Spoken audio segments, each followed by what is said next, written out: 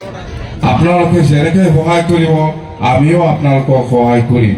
এইবিলাক ভাষণ আমাৰ লিডাৰসকলে মই নিজেও কৈছে, সকলো আমাৰ primary leader, district leader, central leader বা চেলৰ লিডাৰসকলে সকলো ৰাইজৰ ওপৰত সোমাই পেলাই কৈছিল যে আমি চৰকাৰ হ'লে BTC বাকী ৰাইজৰ কাৰণে এইটো কৰিম এইটো কৰিম। এইবিলাক ভাষণ আমাৰ BPF দলৰ কৰ্মীসকলে, BPF দলৰ চেলৰ লিডাৰসকলে সকলো ৰাইজক প্ৰতিশ্ৰুতি দিছে। এইটো মনত আছে না নাই ৰাইজে?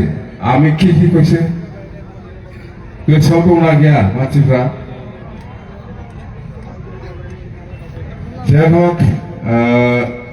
আমি কম নিশ্চয় মনত আছে, আমি গরিব দুখীয়া ৰাইজৰ কাৰণে সেইটো কৰিম বা আত্মসহায়ক গোটৰ কাৰণে সেইটো কৰিম বা ইয়ত ল'ৰা ছোৱালীসকলৰ কাৰণে সেইটো কৰিম আৰু বিকলাংগসকলৰ কাৰণে সেইটো কৰিম, সিনিয়ৰ চিটিজেনৰ কাৰণে সেইটো কৰিম আৰু ইয়াৰ পিছত আমি সকলো জাতি জনগোষ্ঠীক যাৰ যাৰ লগৰ মাটিৰ পাট্টা নাই ইহঁতক আমি মাটিৰ পাট্টা প্ৰদান কৰিম। এইবিলাক আমি প্ৰতিশ্ৰুতি দি আছে। সেইটো আৰম্ভণি হৈছে যোৱা 10 ফেব্ৰুৱাৰীৰ পৰা আমি জাষ্ট নমুনা হিচাপে আমি যে দিবলৈ গৈ আছে, আমি যে দিব, সেইটো আমি 10 ফেব্ৰুৱাৰী আমি আৰম্ভ কৰিছে।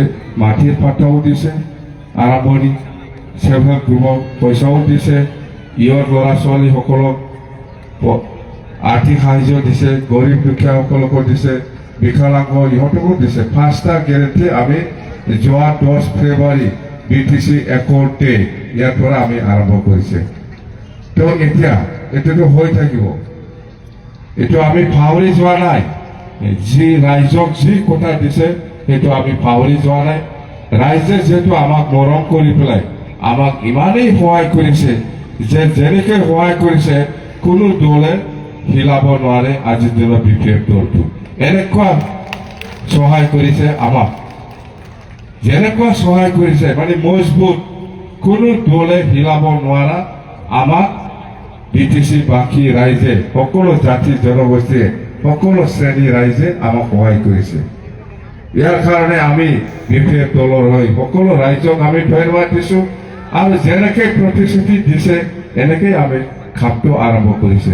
পাহৰি নাযায়, আমি জানো ৰাইজে কিবা একটা আশা কৰি পেলাই আমাক সহায় কৰিছে, আমিও ৰাইজক সহায় কৰাটো আমাৰ BPF দলৰ কৰ্তব্য আৰু সেইটো আমি কৰিমেই।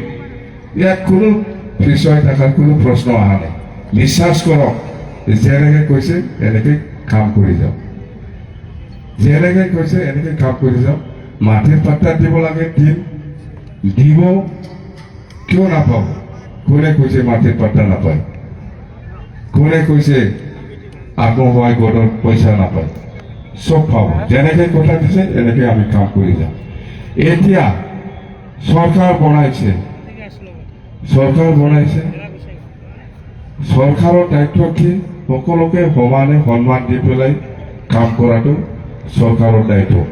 আগত কোনে কি ভোট দিছে দিয়া নাই, হয়তো কোনোবাই উল্টা কৰিছে, সেইবিলাক আমাৰ চকুত নপৰিব। এই ৰাস্তা বনাইলে চবে এই ৰাস্তা দি যাব, এই দলং বনাইলে এই দলং দি চবেই যাব, এই স্কুলটো ভাল কৰিলে এই স্কুলত চবেই শিক্ষা ল'ব, এই হস্পিটেলটো ভাল বনাইলে এই হস্পিটেলত চবেই চিকিৎসা ল'ব। এইটোহে এই এৰিয়াৰ মানে আমাক ভোট দিয়া নাই, এই স্কুলটো ঠিক কৰাটো ঠিক নহ'ব, এনেকুৱা মনোভাৱ নাই আমাৰ।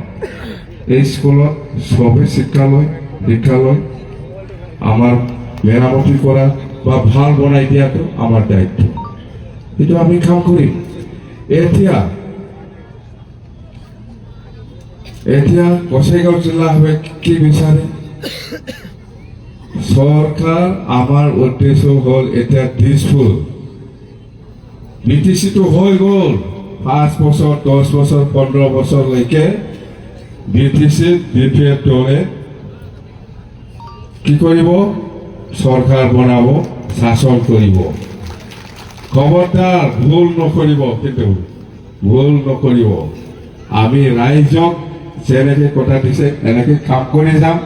ৰাইজে আমাক সহায় কৰিছে, আমিও ৰাইজক সহায় কৰি পেলাই যাম।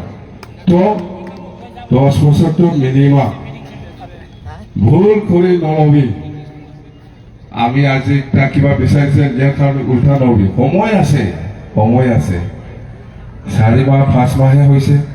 আপুনি হয়তো 4 মাহ 5 মাহ ভিতৰত হয়তো কিবা বিচাৰিছিল, হয়তো পোৱা নাই।